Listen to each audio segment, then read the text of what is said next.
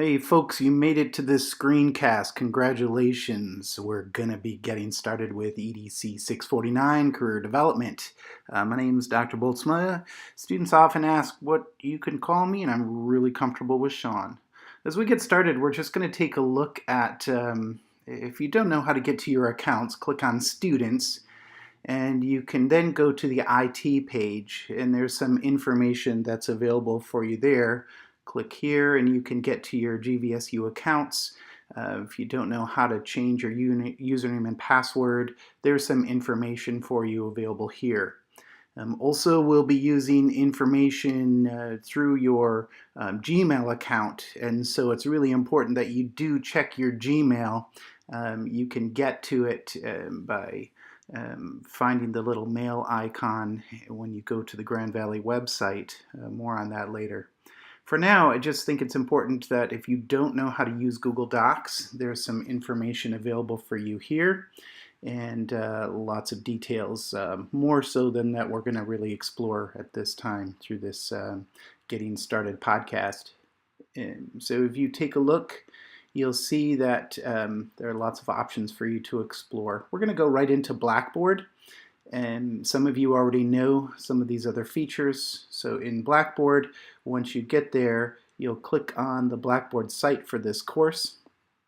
And you'll see that there is a menu to the left and a welcome message for you to take a look at and review. So we're going to go ahead and click on Get Started. For the purpose of this tutorial and tour, I put in a kind of a fake video for now. It's a portfolio review. I'll probably make that available to you later. If you click on it, you'll actually be able to see the screencast, and you can increase the size so that it takes up your full screen. You can also pause and hit play and resume play in case you're interrupted while you're viewing the podcast. Another feature is speeding up the podcast, so my voice can slow down or speed up depending on your needs. And as you go through, simply there will be a whole host of different podcasts throughout, and I'll be creating them as we go across the course. If you need a podcast, certainly let me know and I can put something together. Here's some instructor information for you. In brief, I'll be available and responding to phone calls, emails within 24 hours on weekdays. You can also often catch me on the weekends, but for the most part, I try and at least put those norms out there. The course syllabus is available to you as well under the button to the left that reads Course Syllabus or Syllabus. The challenge can be finding where you have it on your computer.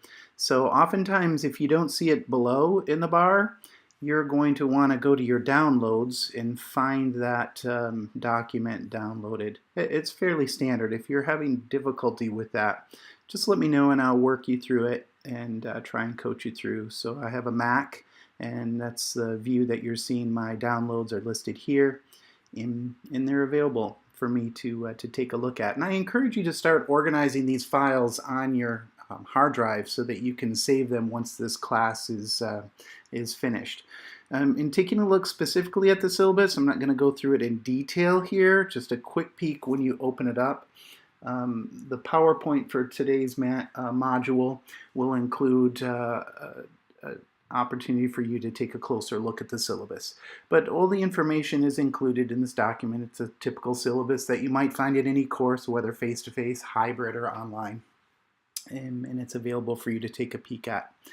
In the discussion board, the course documents are also available. And in the course documents section, you'll see any documents that are relevant that are highlighted in any of the module PowerPoints will be included in this section. I've also included my LIFT evaluations. Those are the course evaluations for the past several semesters. It's important for students to be able to take a look at how they've experienced this course, and helps you know what you can expect. I'll also be providing you another opportunity to take a look at the discussion boards.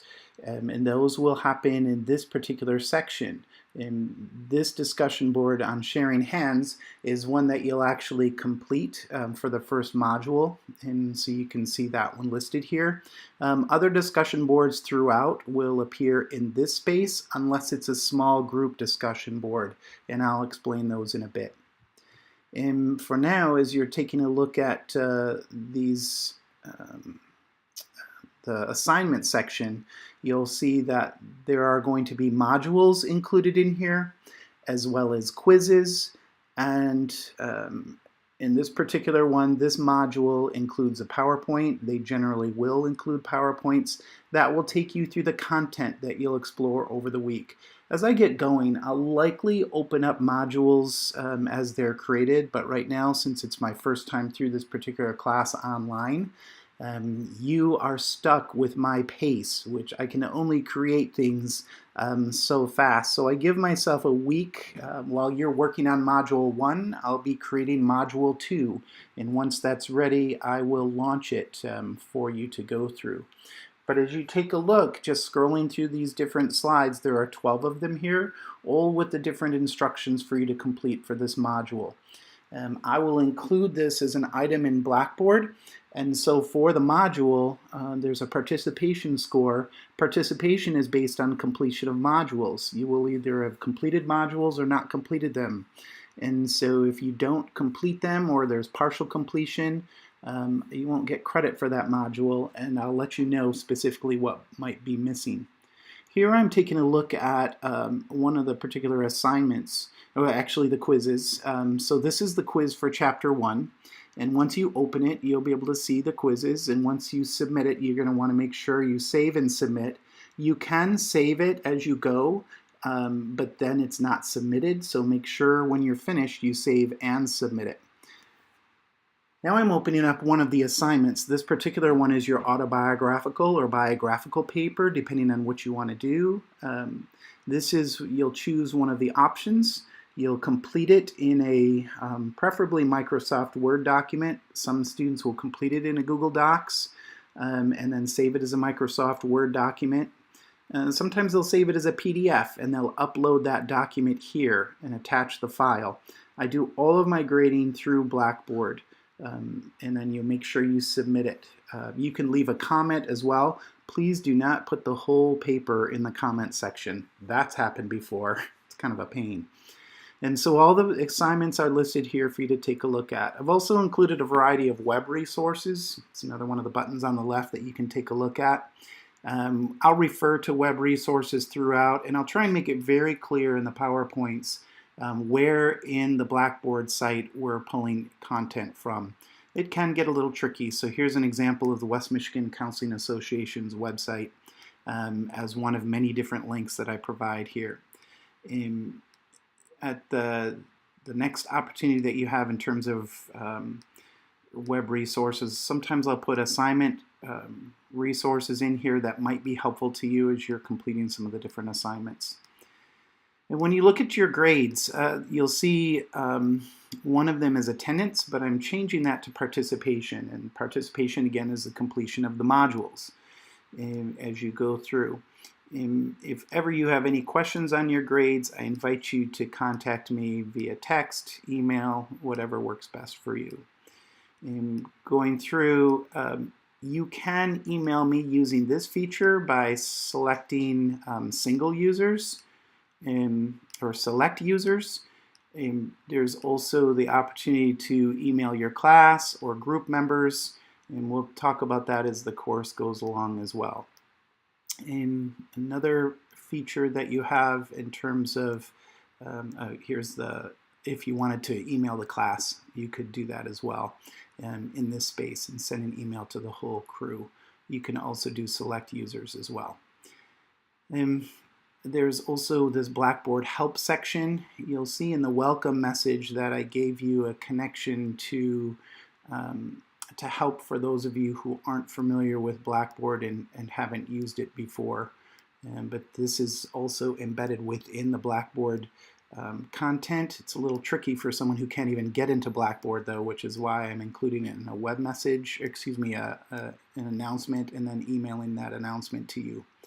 Blackboard Collaborate is used if you ever need to connect with a group. I don't know how much of this we're going to do yet, but if we do, that's available. And it's specifically available in the context of your small groups, where there might be a time that you have an opportunity to connect.